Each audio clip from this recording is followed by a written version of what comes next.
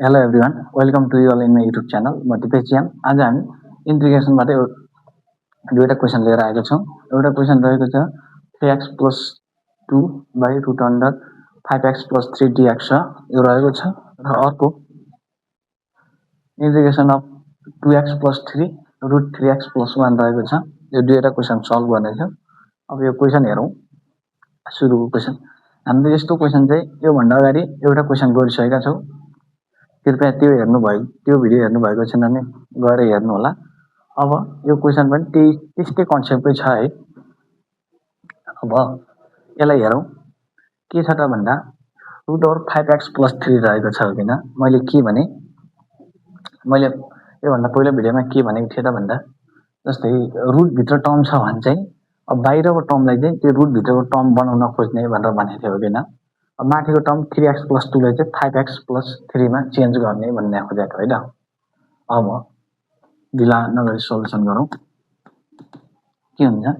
Integration of 3x plus 2 लाई चाहिँ 5x plus 3 5x plus 3 त लेखिहालौ अगाडि नै हो कि हैन। किनकि माथिको टर्मलाई रुटको टर्मसित इक्वल गर्नु छ। अब यहाँबाट 5 त हाम्रो यहाँ छैन भनेपछि 1/5 चाहिँ लेखिहालौ। 5 ले 5 ले क्यान्सल गर्छ हो किन अनि माथि 3 चाहिँ जबरजस्ती कमन आइसके हो कि हैन। 3 कमन आइसके भनेपछि अब 3x plus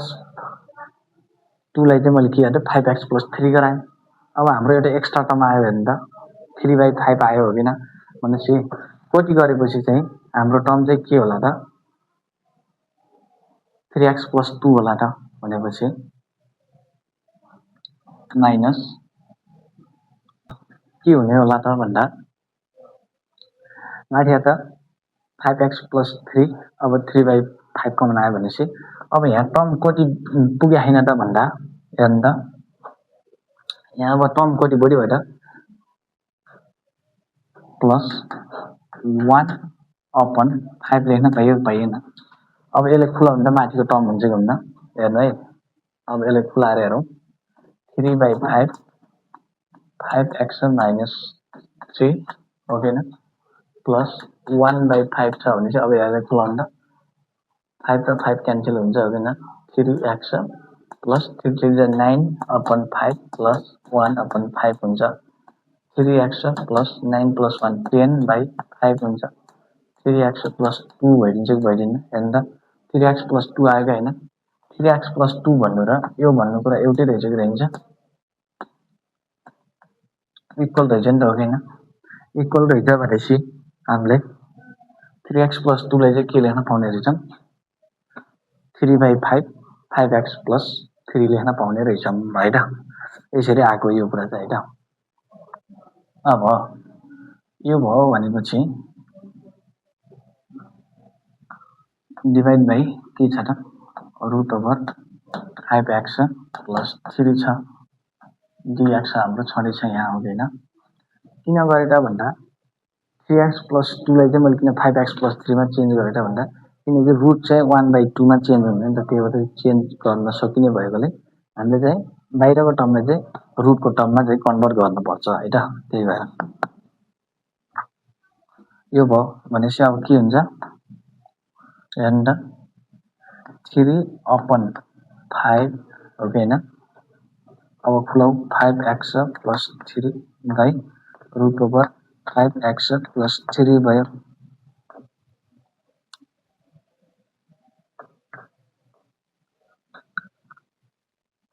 dx plus 1/5 by root over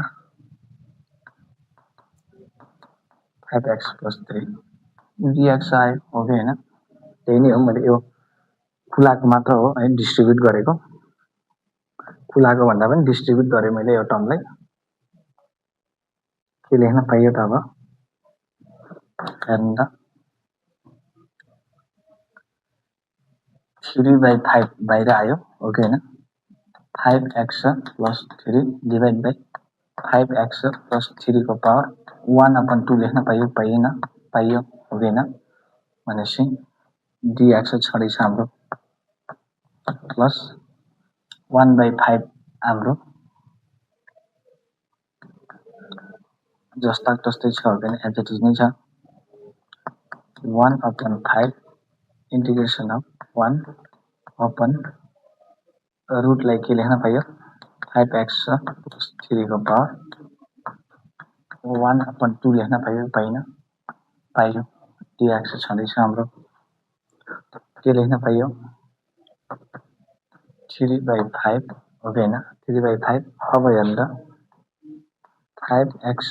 plus 3 को पावर 1 छ बेस सेम छ भने -1/2 भइदिन्छ कि भइदिन्छ किन त भन्दा a को पावर m अपन a को पावर n छ भने के लेख्न पाउँछौं a को पावर m - n लेख्न पाउँछौं नि हैन किन बेस सेम हुन पर्यो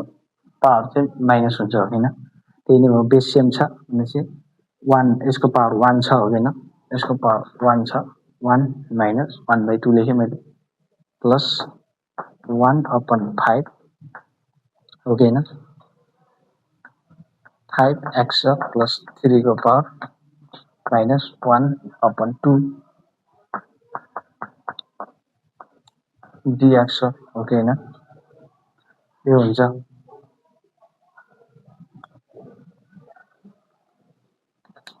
and 3/5 हो कि हैन अब हामीलाई थाहा छ integration of ax plus b को पावर n dx हो के हुन्छ ax plus b को power n plus 1 by n plus 1 हुन्छ हो कि हैन कोएफिशिएन्ट a x को कोएफिशिएन्ट a छ भनेर मल्टिप्लाई गर्छ भने त्यही लेखौं 5x plus 3 को पावर यो भनेको कति हुन्छ त 1/2 हुने भयो हो कि हैन 1/2 डिवाइड बाइ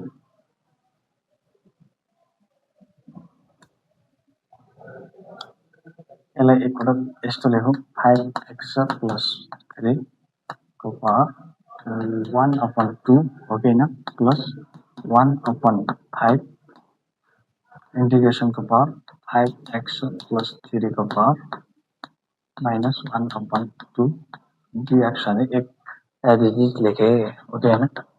3/5 अब यो फर्मुला राख्न पाइयो पाइएन पाइयो भनेपछि 5x plus 3 को पावर के हुने भयो त 1/2 plus 1 हो कि हैन त्यो भयो 1/2 plus 1 डिवाइड बाइ 1/2 plus 1 हो कि हैन कोएफिशिएन्ट कति छ 5 x को कोएफिशिएन्ट 5 छ त्यही भएर 5 ले मल्टिप्लाई गरे मैले प्लस 1/5 5x plus 3 को power minus 1/2 plus 1 divide by minus 1/2 plus 1 नै हुने भयो x को कोएफिशिएन्ट कति छ 5 छ हो कि हैन x को कोएफिशिएन्ट 5 छ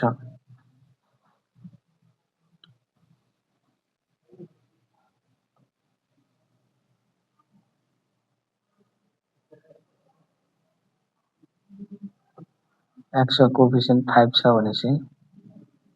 हो कि हैन यो छ प्लस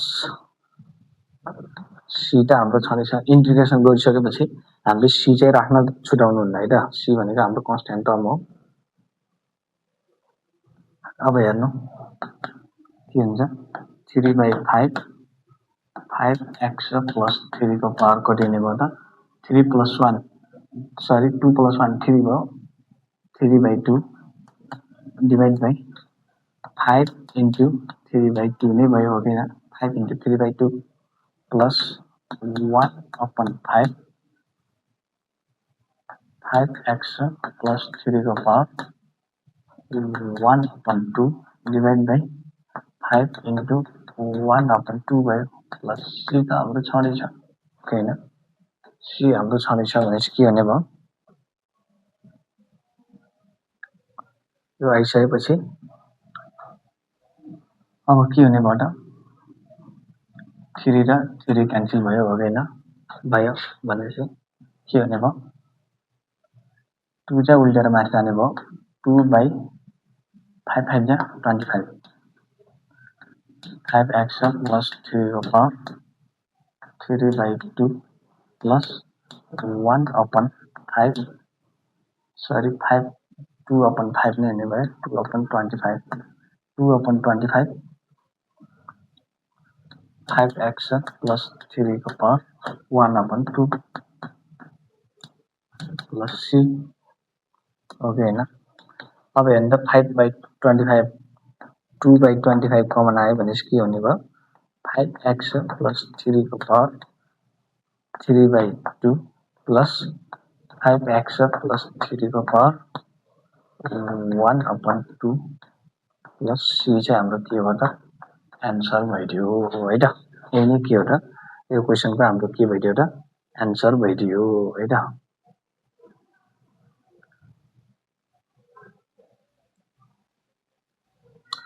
यहाँ चाहिँ एकदम कन्सियस हुनुपर्ने कुरा चाहिँ यहाँ छ है योमा चाहिँ एकदम कन्सियस हुनुपर्छ योमा कन्सियस भएन भने चाहिँ यहाँ फर्स्ट स्टेपमै बिग्रिन्छ हाम्रो सल्युसन चाहिँ त्यही भएर यहाँ चाहिँ एकदम केयर गर्नुपर्छ है त यो भयो अब हामी यस्तै अर्को क्वेशन हेरौँ